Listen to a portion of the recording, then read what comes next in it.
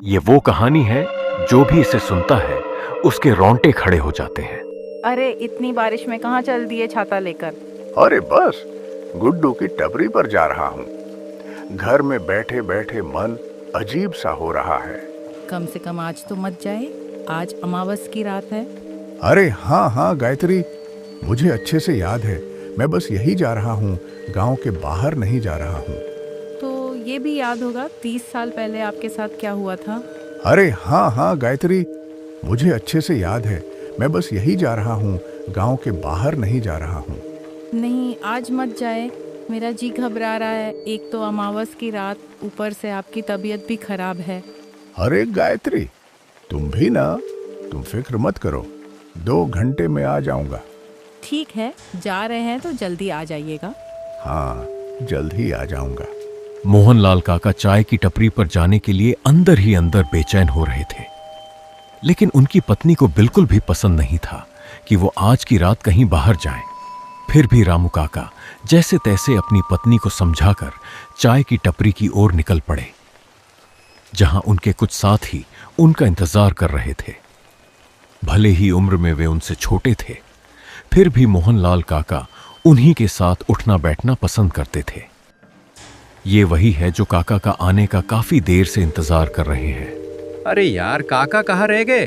उनके बिना तो आजकल अकेले बैठने में मजा ही नहीं आता। सही कहा आयुष, इस समय तक तो काका आ जाते हैं, आज पता नहीं कहाँ रह गए। एक काम करते हैं, उनके घर ही चलते हैं। मैं नहीं जा रहा। पिछली बार याद है ना क्या हुआ था? उनकी बीवी कितना गुस्सा कर रही थी। सही कहा भाई, लगता है आज काका के बिना ही बैठना पड़ेगा। तीनों मोहनलाल काका का इंतजार कर रहे थे। तभी कुछ देर बाद मोहनलाल काका आते हुए दिखाई दिए। वो देख, काका आ गए। अरे हाँ, ये तो मोहनलाल काका है। अरे काका, हम तीनों को तो लगा था कि आप आओगे ही नहीं। हाँ काका, आपके ही बारे में बात चल रही थी अभी।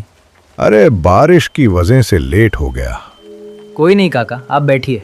आप जैसे ही आते हो अलग ही माहौल बन जाता है। मोहनलाल काका वहां बैठते हैं और बातों का सिलसिला शुरू हो जाता है। चाय की टपरी पर अचानक माहौल शांत हो गया। सभी की नजरें मोहनलाल काका पर टिक गई और बारिश की आवाज के बीच उनकी कहानी शुरू होने ही वाली थी। आज किसकी बारी है कहानी सुनाने की? भूल गए काका, आज शनिवार है, आज कहानी आप सुनाओगे। अच्छा, आज मेरी बारी है क्या? दरअसल आजकल दिमाग काम नहीं कर रहा है। कोई नहीं काका, सुनाओ सुनाओ, आज तो अलग ही माहौल है। अच्छा, तो आज मैं तुम लोगों को अपनी जिंदगी का डरावना किस्सा सुनाता हूँ। ये बात मेरी जवानी के वक्त की है। उस वक्त तकरीबन बहुत रात हो चुकी थी और बारिश इतनी तेज थी कि रुकने का नाम नहीं ले रही थी। उस दिन मैं अपना काम खत्म करके ऑफिस से निकला ही था और वहां के बस स्टॉप के पास किसी बस का इंतजार करने के लिए रुक गया। मेरे आसपास अब कोई भी नहीं था, वहां सिर्फ मैं ही इंतजार कर रहा था। कुछ देर इंतजार करने के बाद मुझे अंदाजा हो गया कि जो आखिरी बस थी वो भी छूट गई है। तभी मेरी नजर रोड पर पड़ी तो मैंने वहां एक अजीब सी बूढ़ी औरत देखी। वहां अंधेरा ज्यादा था, इसलिए मुझे साफ कुछ नजर नहीं आ रहा था। तभी आसमान में जोर से बिजली कड़की, जिससे मेरा ध्यान वहां से हट गया। और जब दोबारा मैंने उस जगह पर देखा तो वहां कुछ भी नहीं था। ये बात मुझे अजीब लगी और मैं उसी बारे में सोच ही रहा था कि तभी वहां से एक खूबसूरत सी एक लड़की मेरी तरफ आने लगी। वो वहां आकर मेरे पास रुक गई और ऐसा लग रहा था कि वो भी किसी काम से आकर बस का इंतजार कर रही हो। क्या हुआ जी, आप इतने डरे हुए क्यों हैं? और इतनी रात यहाँ अकेले क्या कर रहे हैं? मुझे डर लग रहा है यहाँ बहुत। डर? किस चीज का डर? मुझे इस अंधेरी रात से और इस रास्ते से डर लग रहा है। क्या आपको डर नहीं लग रहा है यहाँ? नहीं, मुझे तो डर नहीं लग रहा। इसमें डरने की क्या बात है? बस सिर्फ रात ही तो है और बारिश है, बस।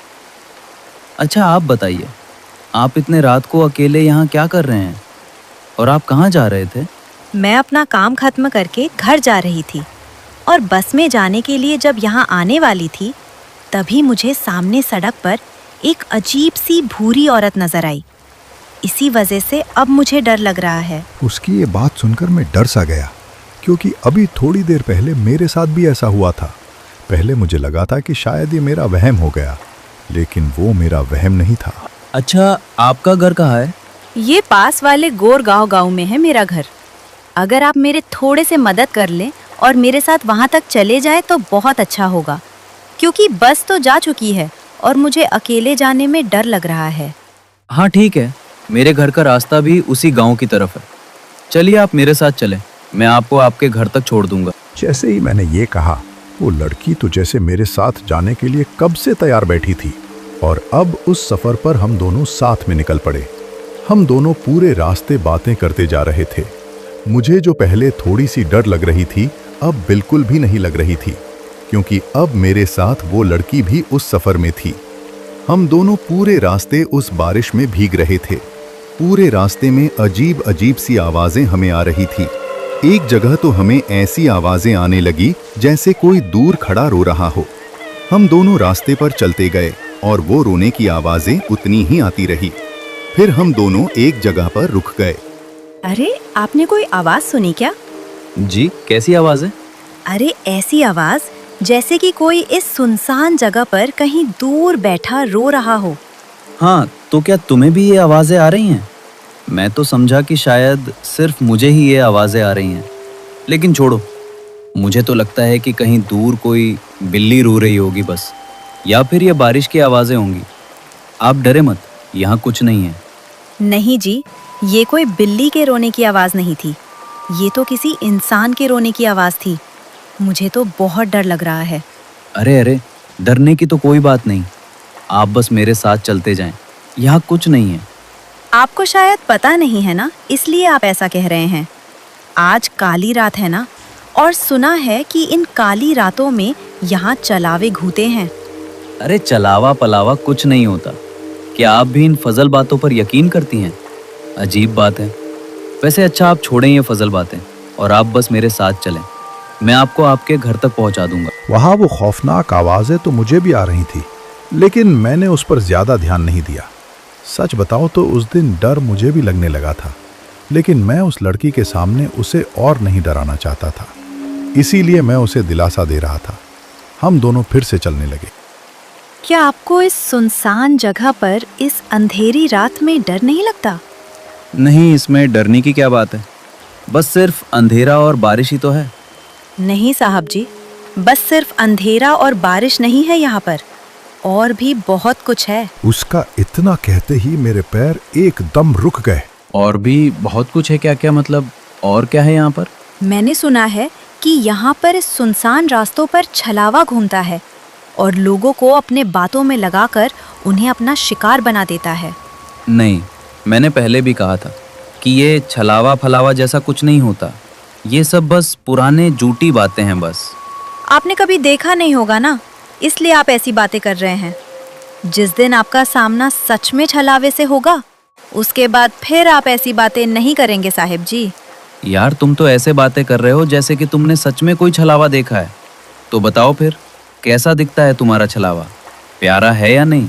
छलावा प्यारा कहा होता, वो बहुत ही खतरनाक होता है। अगर एक बार वो किसी को पकड़ ले तो फिर उसे आसानी से नहीं छोड़ता। अगर कोई भी छलावे के जाल में एक बार आ गया तो फिर उसका बचना बहुत मुश्किल है। वो सब तो ठीक है, लेकिन तुमने मुझे बताया नहीं, क्या तुमने सच में कोई छलावा देखा है? हाँ साहब जी, मैं छलावा ही तो हूँ। उसका ये कहते ही मैं एकदम से रख गया, मगर जब मैंने पीछे देखा तो वो लड़की वहां नहीं थी। वो अचानक ऐसे गायब हो गई जैसे कभी थी ही नहीं। अब मुझे उसके बातों से डर महसूस होने लगा था। मुझे समझ नहीं आया कि वो आखिर कौन थी और अचानक ऐसे कैसे गायब हो गई। मैं अब बहुत ज्यादा डरा हुआ था। मेरा पूरा जिस्म मानो जैसे थम सा गया हो।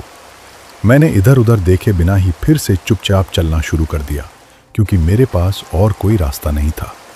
मैं वही था जो ये चलावा भूत पर यकीन नहीं करता था, लेकिन अब उस लड़की की बातों की वजह से मैं डरने लगा था। मैं बस किसी तरह इस रास्ते को पार करना चाहता था। वो रास्ता खत्म होने का नाम ही नहीं ले रहा था। अरे साहब जी, क्या हुआ?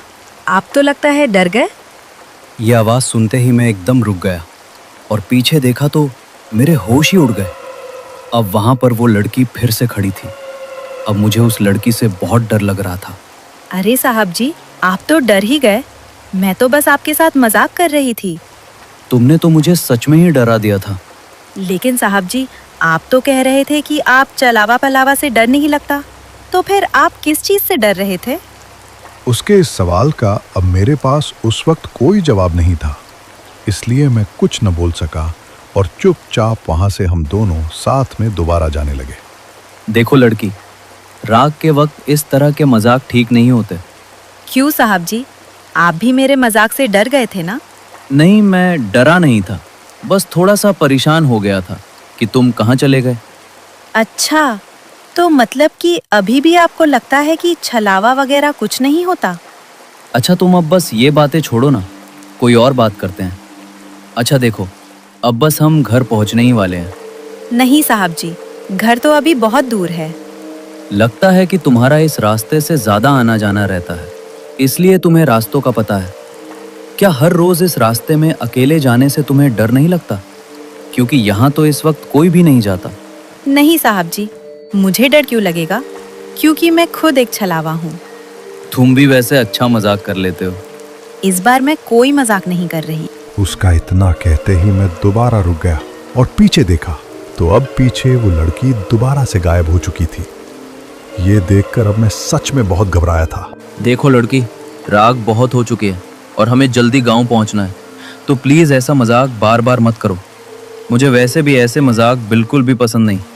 अब चलो, मजाक ना करो और जल्दी से बाहर आओ, अब हमें घर भी पहुंचना है। मैंने उसे बहुत आवाज दी, लेकिन वो बिल्कुल भी बाहर नहीं आई। देखो, अगर तुम 1 मिनट में बाहर नहीं आए तो मैं इस बार तुम्हें यहाँ अकेले छोड़कर चला जाऊंगा। मैं सच में इस बार तुम्हें यहाँ छोड़कर चला जाऊंगा, तो प्लीज अब निकलो। अब मेरे बार बार कहने पर भी वो बाहर नहीं आई और मैंने वहां से जाने का सोच लिया था, लेकिन मुझे उस लड़की की भी थोड़ी फिक्र हो रही थी। आखिरकार रात बहुत काली हो चुकी थी और बारिश भी थी, इसलिए मुझे वहां से जाना ही ठीक लगता। अब थोड़ा चलते चलते जब मैंने रास्ते को देखा तो वह रास्ता उसी तरह का था जहां से मैं पहले जा चुका था। जब मैंने चारों तरफ देखा तो मुझे ये महसूस होने लगा था कि यहाँ कुछ न कुछ ठीक नहीं है, लेकिन अब मुझे कुछ समझ नहीं आ रहा था और मेरे पास कोई और रास्ता भी नहीं था, इसलिए मैं बस चलता ही जा रहा था। तभी मुझे सामने कुछ दिखा, लेकिन दूसरे ही पल वो चीज गायब हो गई। ये देखकर मैंने अपनी रफ्तार और तेज कर दी। चलते चलते अचानक मेरे पीछे से मुझे किसी के चलने की आवाज आने लगी, जैसे कोई मेरे पीछे पीछे चल रहा हो। उस आवाज ने अब मुझे और भी ज्यादा डरा दिया और वो कदम लगातार मेरे पीछे ही आ रहे थे। साहब जी, अब आप यहाँ इस छलावे से निकल नहीं सकते हैं। वह आवाज मुझे जानी पहचानी लगने लगी और वह आवाज किसी और की नहीं बल्कि उसी लड़की की थी। जब मैंने पीछे मुड़कर देखा तो जो मैंने देखा उसे देखकर सच में मेरा दिल बैठने लगा। पीछे अब वह लड़की, वह पूरी तरह बदल चुकी थी। उसका भयानक हुलिया देखकर मैं सच में सन्न रह गया। वह सारा मंजर देखकर उस वक्त डर के मारे मेरी पैंट गीली हो गई और मैं जल्दी से वहां से भागने लगा। मैं तेज तेज वहां से चलने लगा। मैं बस किसी तरह उस छलावे के पंदे से बाहर निकलना चाहता था। तभी मुझे सामने से एक रिक्शा आता दिखाई दिया। मैंने हाथ दिया और रिक्शा वाला रुक गया। वह गांव का ही एक शरीफ आदमी था। भाई साहब, जल्दी मुझे यहाँ से ले चलिए। पीछे देखिए, वो औरत मुझे मार देगी। कौन औरत साहब? यहाँ तो कोई नहीं है। अरे वो अभी तो खड़ी थी, वो कोई छलावा है। रिक्शा वाला मुझे जल्दी से बिठाकर गांव की तरफ ले जाने लगा। जब हम उस पुराने बस स्टॉप से दूर निकल गए तब मैंने लंबी सांस ली और काफी देर बाद हम रिक्शा से गांव के सीमा तक पहुंच गए। साहब, आप रास्ते में किस छलावे की बात कर रहे थे? क्या उस औरत ने हरा कलर की कुर्ती पहनी थी क्या? हाँ, लेकिन तुम्हें कैसे पता? साहब, वो छलावा कोई और नहीं, इसी गांव की रूही है। आज से ठीक 10 साल पहले इसी अमावस्या और बारिश वाली रात को उसके साथ बहुत बुरा हुआ था। रूही शहर से काम करके लौट रही थी, बस छूट गई थी तो वो पैदली गांव की तरफ आ रही थी। तभी गांव के कुछ दरिंदों ने उसे इसी रास्ते पर घेर लिया। वो बेचारी रहम की भीख मांगती रही, रोती रही और उन जालिमों को दया नहीं है। उन्होंने उसे मार कर पास के पुराने कुएं में फेंक दिया। वो तब से छलावा बनी। वो हर अकेले मर्द को रोकती है और उसे उसी कुएं तक ले जाने की कोशिश करती है जहां उसे फेंका गया। जो उसके साथ चला गया वो फिर कभी वापस नहीं। आपकी किस्मत अच्छी है साहब जो उस छलावे से बच गए। रिक्शा वाले की बात सुनकर मेरे रोंगटे खड़े हो गए। मुझे एहसास हुआ कि वो लड़की मुझे अपने घर नहीं, अपनी मौत की जगह ले जा रही थी। भाई साहब, ये पकड़िए पैसे, आपने आज मुझे बचा लिया। आपका बहुत बहुत शुक्रिया। मुझे उसकी सच्चाई जानकर अंदर से बहुत डर लग रहा था। मैं वहां से घर की ओर निकल पड़ा। काका, तो वो रूही अब भी वही है क्या? हाँ बेटा, वो आज भी बस टॉप पर खड़ी होकर किसी का इंतजार करती है और आज भी वैसी ही बारिश हो रही है जैसी उस रात हो रही थी।